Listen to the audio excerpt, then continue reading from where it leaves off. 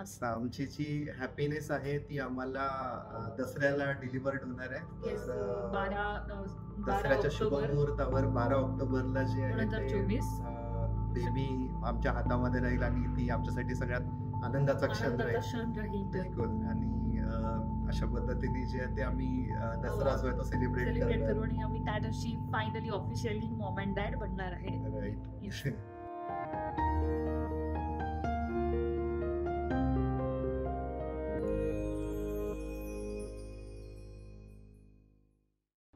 नमस्कार, माझं नाव पराग आणि मोनाली.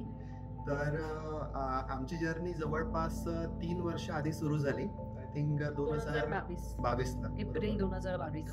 तर त्यावेळी आम्ही अहमदाबादला होतो, कारण आमचं जे दोघांचा पण जॉब होता तो तिथे अहमदाबादला असल्यामुळे आम्ही तिथे स्थायिक होतो. आणि तिथे सुरुवातीला जे आहे ते आम्ही पल्लवीचं गायडन्स घेतलेलं होतं की प्रेग्नन्सी प्रोसेस स्टार्ट करायसाठी आपल्याला कुठल्या मेडिसिन स्टार्ट करायच्या किंवा काय स्टेप्स ज्या आहेत त्या फॉलो करायच्या. So within few months normally जे आहे ते आम्हाला कन्सिव्ह झालं. So we are very happy that time.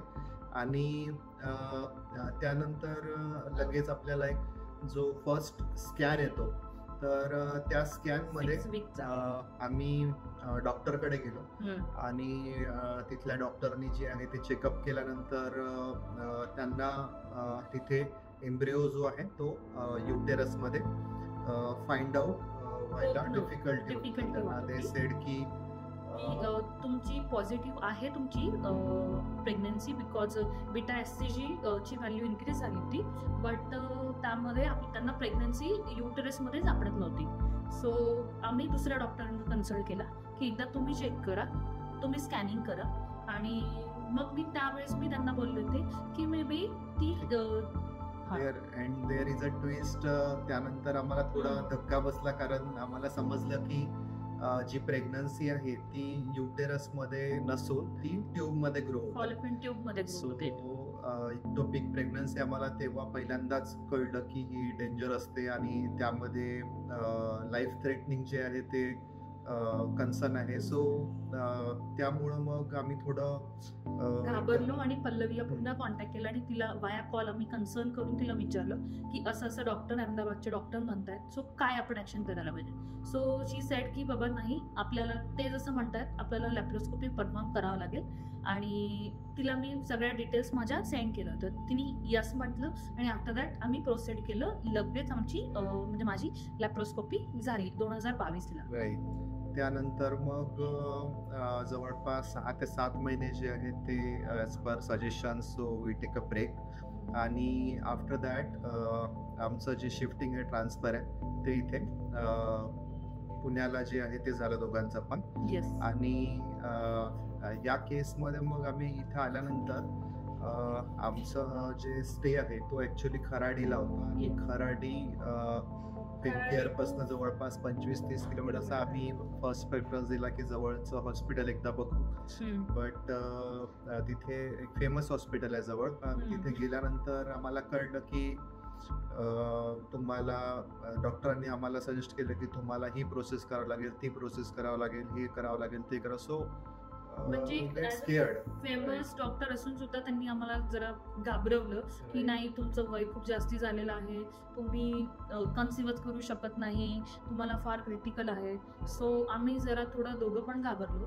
आम्ही लगेच पल्लवीला कॉन्टॅक्ट केला. आणि त्याच दिवशी जे आहे ते डॉक्टर पल्लवीला व्हिजिट करायचं ठरवलं, कारण त्यांच्याशी आमची जी हिस्ट्री आहे त्यांना माहीत होती. त्यानुसार जे आहे ते आम्ही डिसाईड केलं की आपण एकदा पल्लवीकडे जाऊया. तर त्याच दिवशी मग आम्ही डॉक्टरला व्हिजिट केल्यानंतर आम्ही थोडं रिलॅक्स झालो, बरेच रिलॅक्स झालो. बिकॉज ऑफ हर कन्सल्टेशन आम्ही खूप जास्त रिलॅक्स झालो की येस, तिने समजलं की नाही, असं काही नाहीये, तुम्ही इतकं घाबरायचं कारण नाहीये आणि तुम्ही पण म्हणजे कन्सिव्ह करू शकता. आणि yes, there is a positive views की बाबा नाही, होऊ शकतं. म्हणजे ज्या प्रकारे आम्ही स्केअर्ड होतो तिने तेवढंच आम्हाला रिलॅक्स केलं. आणि सुरुवातीला त्यांना डॉक्टरांनी नॉर्मल आम्हाला ट्राय करायला सांगितलं, so we did that, but there are some complication because of low MH value वगैरे माझ्या IVF करायला सांगितलं आपल्याला पल्लवीने. मग आमची प्रोसेस स्टार्ट झाली आणि नंतर IVF मध्ये जेव्हा आपण आपले एग्स वगैरे चांगले फर्स्ट प्रोसेस झाली. सो आम्हाला सुरुवातीला वाटलं की ठीक आहे, सुरुवातीला आपलं एम्ब्रिओ बनवतात एक जाणी स्पर्मनी आणि त्यानुसार ते embryo transfer, so it will be Like completely 2-3 हा. मंथ्सची जी आहे ते प्रोसेस असेल. But actually whenever you go through IVF तर तुम्हाला पेशन्स खूप जास्त महत्वाचं आहे, कारण पेशन्स या पूर्ण ओव्हरऑल प्रोसेसमध्ये जो आहे तो पेशन्सचा खूप मोठा रोल आहे. दुसरा सगळ्यात मोठा रोल आहे तो आहे ट्रस्ट. तुम्हाला तुमच्या डॉक्टरांवर जे आहे ते 100% ट्रस्ट असायला पाहिजे. आपली जी प्रोसेस आहे ती अप्स अँड डाऊन्स मध्ये जे आहे ते कंटिन्यू जात असते. तर कधी तुमचा एम्ब्रिओ चांगला निघेल तर तुमची युटेरसमध्ये प्रॉब्लेम येईल, कधी जे आहे ते तुम्हाला एकच त्या प्रोसेस, वॉश प्रोसेसचं नाव काय, हिस्टोस्कोपी जी आहे ते जायची गरज नसेल तर कधी हिस्टोस्कोपी थ्रू जे आहे ते तुम्हाला जावं लागेल. सो आमच्या केसमध्ये पण आम्हाला 2 वेळा पिकअप आणि 2 वेळा हिस्टोस्कोपी थ्रू जावं लागलं, कारण जे कॉम्प्लिकेशन्स होते तर ते इनिशियली म्हणजे इनिशियली माझ्या एकची क्वालिटी चांगली नव्हती भेटली, म्हणून आपल्याला डबल ती सायकल परफॉर्म करावं लागली. देन माझी एंडोमेट्रियम लायनिंग नव्हती म्हणत, तर त्यासाठी आपल्याला हिस्ट्रोस्कोपी करावं लागली 2 वेळा. सो या डिफिकल्टीज होत्या, बट स्टील आम्ही डॉक्टरवर पूर्ण ट्रस्ट केला आणि तिचं कन्सल्टेशन आणि फॅमकेअरचं जे एक सपोर्ट होता आम्हाला या फॅमिलीचा, तो खूप महत्वाचा ठरला. आणि पेशन्स, मला बाकी समजा रिलेटिव्ह किंवा मित्रांनी पण बरेच सजेशन्स दिले की हा डॉक्टर ट्राय करून बघा किंवा दुसऱ्या हॉस्पिटलला तुझ्या डॉक्टरचा एक्सपिरियन्स कमी आहे. जवळपास 1 वर्ष होऊन पण जे आहे ते अजून पण ट्रान्सफर झालेलं नव्हतं, प्रोसेस स्टार्ट होऊन. सो बट आम्हाला सुरुवातीपासूनच जे आहे ते डॉक्टर आणि हॉस्पिटल आणि इथले स्टाफ आणि ओव्हरऑल जे इन्फॉर्मेशन होती त्यावर आम्हाला पूर्ण ट्रस्ट असल्यामुळे आम्ही फर्म होतो की नाही, आम्हाला इथेच जे आहे ते कंटिन्यू करायचं. We don't want to go with any other suggestions. आणि ॲट लास्ट आय थिंक 8 महिन्याआधी एम्ब्रिओ ट्रान्सफर झाला आणि बाय गॉड ग्रेस की ते फर्स्ट ट्रान्सफर मध्येच, कारण आमच्याकडे चांगल्या एम्ब्रिओची व्हॅल्यू फक्त 1 ते 2च होती आणि ते जर नसेल तर परत आम्हाला सेम ट्रीटमेंट 0तून स्टार्ट करावी लागली. सो देवाच्या कृपेने आम्हाला फर्स्ट IVF सायकल मध्ये जे आहे ते सक्सेस मिळालं आणि जवळपास 15 दिवसानंतर जो स्कॅन असतो त्यामध्ये पॉझिटिव्ह EMH आल्यामुळं एक हॅपी एन्व्हायरमेंट जे आहे ते ओव्हरऑल,